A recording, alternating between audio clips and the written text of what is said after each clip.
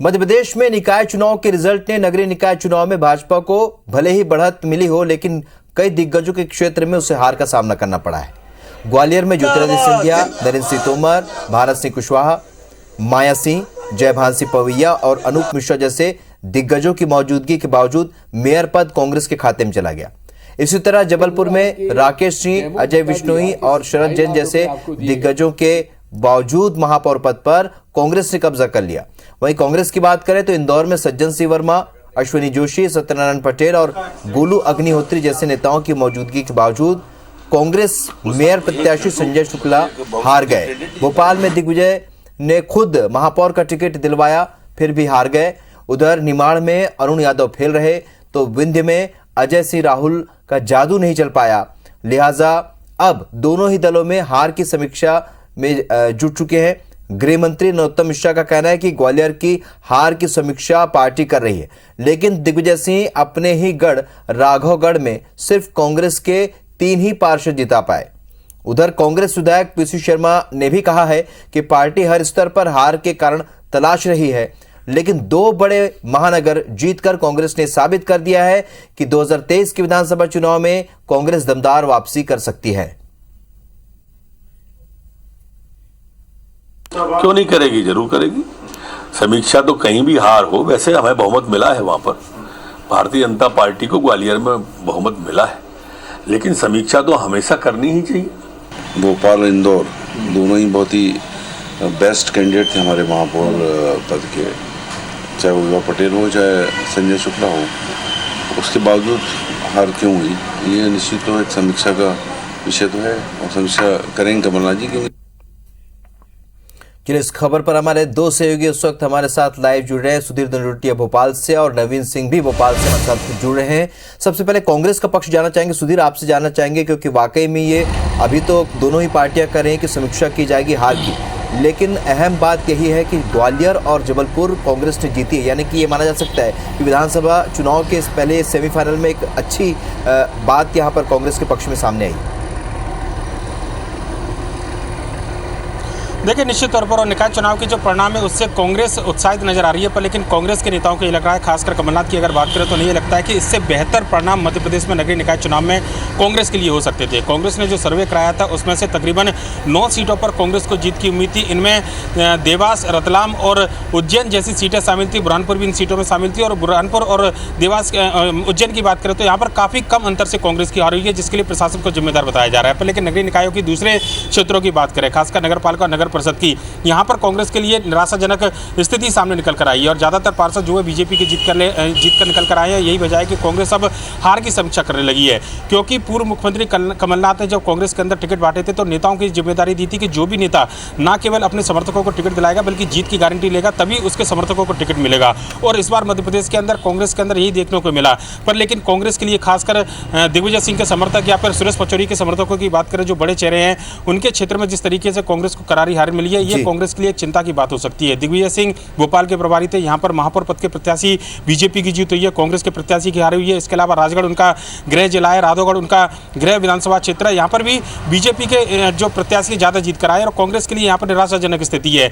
और ऐसे में सभी विधायकों से 1-to-1 चर्चा करने के बाद में हार की समीक्षा की जा रही है और यह माना जा रहा है कि हार के कारणों के बाद ही 20 जुलाई के बाद में कमलनाथ सभी विधायकों को, जो बड़े नेता है, न केवल उनको तलब करेंगे बल्कि जो टिकट वितरण में जो पैमाना था, क्राइटेरिया था, क्या इसके इतर जाकर टिकट बांटे गए थे, ये भी इनसे पूछने की कोशिश की जाएगी, जिससे कि 2023 में गलतियां दोहराई ना जा सके।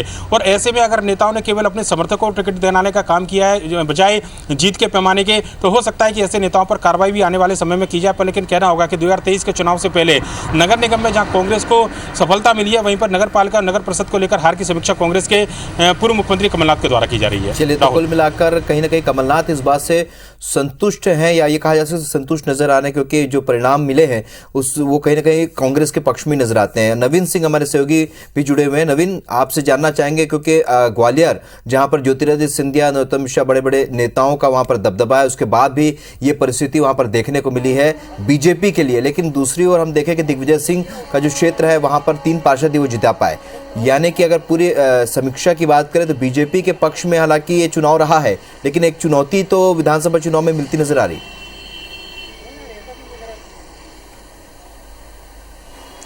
देखिए बिल्कुल बीजेपी भले 4 सीट हारी है लेकिन 7 सीट जीती भी है और पिछले नगर निगम का रिकॉर्ड देखें तो 16 के 16 नगर निगमों पर बीजेपी का ही कब्जा था। जाहिर सी बात है कि चिंता की जरूरत जरूर है बीजेपी आला कमान के लिए कि आखिर मध्य प्रदेश सरकार का गुड गवर्नेंस उन 4 शहरों में क्यों नहीं पहुंचा। लेकिन बीजेपी सिर्फ इस बात से खुश है कि लगभग सभी शहरों में बहुमत बीजेपी को मिला है। वहां पर ज्यादा से ज्यादा जो पार्षद जीते हैं वो भारतीय जनता पार्टी से ताल्लुक रखने वाले जीते हैं। भले ही 4 सीटों के 4 शहरों में गैर बीजेपी की सरकार चले लेकिन परिषद जो है वहां पर भाजपा ही बनाएगी। तो ये भले दावा करें लेकिन चिंता का विषय जरूर है। मध्य प्रदेश में 18 साल से भारतीय जनता पार्टी की सरकार है और सिंगरौली से आम आदमी पार्टी की एंट्री हो चुकी है। ओवैसी बुरहानपुर खंडवा में न सिर्फ कांग्रेस का बल्कि बीजेपी का भी समीकरण बिगाड़ चुके हैं। चूंकि बीजेपी बार बार दावा कर रही है कि अब माइनॉरिटी का झुकाव भारतीय जनता पार्टी की तरफ बढ़ रहा है, तो अगर भारतीय जनता पार्टी की तरफ माइनॉरिटी का झुकाव बढ़ रहा है तो बीजेपी को एक लंबी लीड इन दोनों शहरों में मिलनी चाहिए थी लेकिन वो नहीं मिली। ये बड़ी चिंता का विषय और सबसे बड़ी चिंता का जो विषय है वो ग्वालियर और जबलपुर है। चूंकि ग्वालियर से कई सारे जनप्रतिनिधि हैं जो मध्य प्रदेश सरकार में मंत्री हैं। वहां पर ज्योतिरादित्य सिंधिया ने रोड शो किया, नरेंद्र सिंह तोमर ने रोड शो किया, जयभान सिंह पवैया ने प्रचार किया, अनूप मिश्रा ने प्रचार किया, नरोत्तम मिश्रा ने प्रचार किया, भारत सिंह कुशवाहा ने प्रचार किया।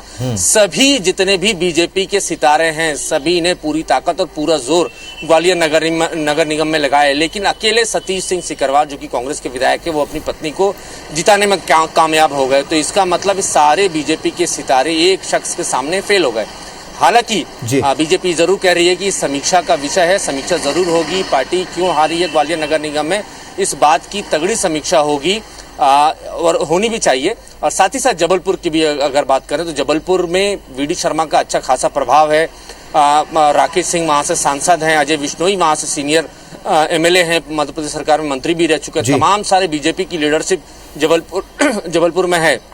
बावजूद इसके जबलपुर में भी वहां हार हुई है। जाहिर सी बात है अब पार्टी एक बड़े स्तर पर समीक्षा करेगी। खुद वीडी शर्मा जो कि प्रदेश अध्यक्ष उन्होंने रिपोर्ट तलब कर ली है।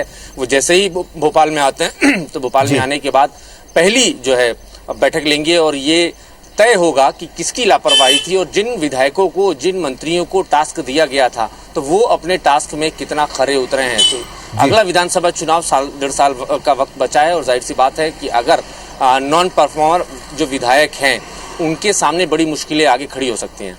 चलिए, तो कुल मिलाकर समीक्षाओं का दौर तो शुरू हो चुका है। दोनों ही पार्टियों में समीक्षाएं हो रही, लेकिन अहम बात यह है कि बीजेपी बार बार ये आरोप लगाती रही या तंज कसती रही है कि कमलनाथ ही एक बड़ा चेहरा, बड़े नेता साबित करने में तुले रहे अपने आप को इस दौरान, और वो उसका असर भी देखने को मिला क्योंकि इस पिछली स्ट्रेटेजी में भी जो विधानसभा चुनाव के दौरान कमलनाथ एक अच्छे प्रदेश अध्यक्ष के तौर पर सामने आए। देखना ये होगा कि 2023 के सेमीफाइनल के बाद क्या असर आने वाले चुनाव पर देखने को मिलता है। आप दोनों का मेरे साथ जुड़ने के लिए बहुत बहुत शुक्रिया। ग्वालियर में कांग्रेस अपना मेयर बनाने के साथ ही अब सभापति बनाने की जोड़-तोड़ में भी जुटी है। कांग्रेस ने 2 निर्दलीय पार्षदों को अपने खेमे में शामिल करा लिया है। ये पार्षद वार्ड नंबर 2 से सुरेंद्र चौहान और वार्ड नंबर 61 से नाथुराम जाटव हैं। दोनों ही पार्षदों ने ग्वालियर पूर्व विधानसभा की कांग्रेस विधायक सतीश सिकरवार, नवनिर्वाचित मेयर शोभा सिकरवार और जिला अध्यक्ष के सामने कांग्रेस की सदस्यता ली है। निर्दलियों का कहना है कि वो विकास के साथ हैं, इसलिए कांग्रेस के मेयर का साथ देने के लिए कांग्रेस में आ चुके हैं। सभापति भी कांग्रेस पार्टी का बन पाए, ये प्रयास है। इसके साथ ही कांग्रेस जिला अध्यक्ष देवेंद्र शर्मा ने बड़ा दावा किया। उनके पास बीजेपी के पार्षदों का समर्थन होने का दावा उनका है। साथ ही कुछ ऐसे हैं जो ऐन वक्त के ऊपर कांग्रेस की सदस्यता लेंगे, ये भी दावा है। वहीं बीजेपी प्रदेश प्रवक्ता आशीष अग्रवाल ने कहा भले ही कांग्रेस कुछ भी कर ले लेकिन उसके पास पार्षदों के नंबर ज्यादा हैं, इसलिए सभापति बीजेपी का ही होगा। 2014 में बीजेपी के पास 45 पार्षद थे जो 2022 में 34 रह गए हैं। वहीं कांग्रेस के पास 2014 में 10 पार्षद थे जबकि अभी नतीजों में 26 पार्षद हो चुके हैं। कांग्रेस जोन मेरी जो नन्हे मुन्ने भाई जनता सारा का समर्थन है, किसी नेता के साथ से नहीं हूँ। ये कार्य मैं विकास के लिए कांग्रेस से जुड़ा हूँ और हमेशा जीवित रहूँगा जब तक कांग्रेस के साथ रहूँगा और कार्य करके दिखाना, जनता को जितना दुख है वो पूरा संकट दूर करना है सभी भाइयों। हमें विश्वास है कि जो पार्षद जीत के आए हैं वो दलगत राजनीति से हटके कांग्रेस का सभापति देंगे और सभापति के साथ साथ हम लोग जो है निरंतर जो हमने वादा किया है हम उनको पूरा करेंगे। निगम में बहुमत हमारे पास है, तो ऐसे में सभापति और जो मुख्य निर्णय हैं जनता के हित में वो भारतीय जनता पार्टी के मतानुसार ही चलने वाले हैं। सभापति सामूहिक नेतृत्व करेगा, ऐसा व्यक्ति चयन होगा जो निगम में भारतीय जनता पार्टी के विधायक पार्षदों की और जनता की बड़ी मजबूती से आवाज उठा सके। ग्वालियर में कांग्रेस अपना निकाय चुनाव के रिजल्ट्स के बाद में लगातार हर एक स्थान के ऊपर जोड़ तोड़ जारी है और निकाय चुनाव के रिजल्ट ने नगरीय निकाय चुनाव में भाजपा को भले ही बढ़त दी हो, लेकिन कई दिग्गजों के क्षेत्र में हार भी झेलनी पड़ी। ग्वालियर में ज्योतिरादित्य सिंधिया, नरेंद्र सिंह तोमर, भारत सिंह कुशवाहा, माया सिंह, जयभान सिंह, अनूप मिश्रा जैसे तमाम दिग्गजों की मौजूदगी के बाद भी मेयर पद कांग्रेस के पास चला गया। जबलपुर में राकेश सिंह, अजय विश्नोई और शरद जैन जैसे दिग्गजों के बावजूद महापौर का पद कांग्रेस के पास चला गया। कांग्रेस की बात करें तो इंदौर में सज्जन सिंह वर्मा, अश्विन जोशी, सत्यनारायण पटेल और गोलू अग्निहोत्री जैसे नेताओं के बावजूद कांग्रेस मेयर प्रत्याशी संजय शुक्ला हार गए। भोपाल में दिग्विजय ने खुद महापौर का टिकट दिलवाया, फिर भी हार गए। उधर निमाड़ में अरुण यादव फेल रहे तो विंध्य में अजय सिंह राहुल का जादू नहीं चला, लिहाजा दोनों दलों में हार की समीक्षा है। गृह मंत्री का कहना है कि ग्वालियर की हार की समीक्षा पार्टी कर रही है, लेकिन दिग्विजय सिंह अपने ही गढ़ राघोगढ़ में सिर्फ कांग्रेस के 3 पार्षद जितवा पाए हैं। उधर कांग्रेस विधायक पीसी शर्मा ने कहा कि पार्टी हर स्तर पर हार के कारण ढूंढ रही है, लेकिन 2 बड़े महानगर जीतकर कांग्रेस ने यह साबित कर दिया कि 2023 के विधानसभा चुनाव में कांग्रेस दमदार वापसी करेगी।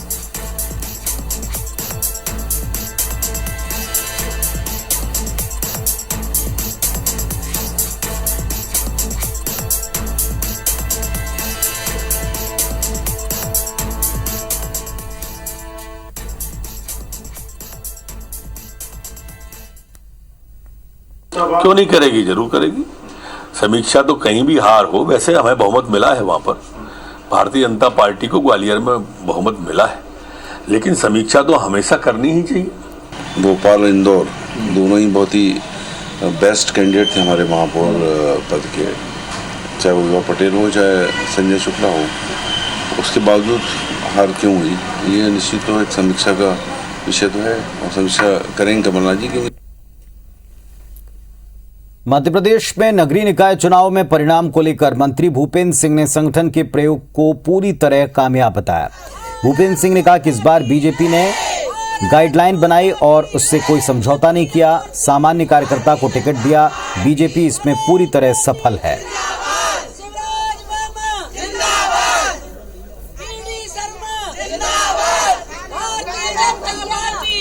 तो मंत्री भूपेंद्र सिंह कहते हैं कि कार्यकर्ताओं को टिकट देकर के जमीनी कार्यकर्ताओं के जीत कराने के बाद बीजेपी का यह प्रयोग पूरी तरह से कामयाब रहा है। सामान्य कार्यकर्ता को टिकट देने की गाइडलाइन तय की गई थी बीजेपी में और वैसा ही किया गया।